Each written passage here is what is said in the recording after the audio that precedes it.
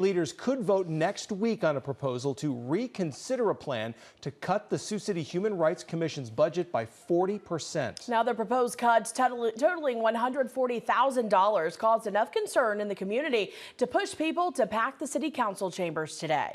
It's important that you really take this into mind. Thank you so much. During today's meeting, a dozen people defended the commission and the need to keep it fully funded. As part of the operating budget, the council had a fresh opportunity to vote it up or down today. But the city council voted 3-2 to defer a decision on the commission's funding for 1 week. Several city council members said several hard conversations about the budget will take place, not just the Human Rights Commission.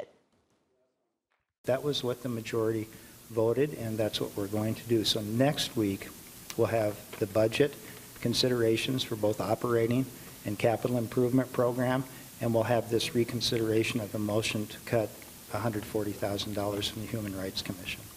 Human Rights Commission Chair Tito Parker says the proposed $140,000 budget cut will reduce the number of people the commission has for case management. The paid staff investigate cases of alleged discrimination that have occurred in Sioux City within the last 300 days. It also sponsors a variety of outreach events that support the diverse community. Parker says today's meeting helped open up more dialogue. This is an investment into the Sioux City community. So regardless of how many businesses come in this community or who leaves or stays in the community, Human Rights Commission is here for everybody, and we need to have that.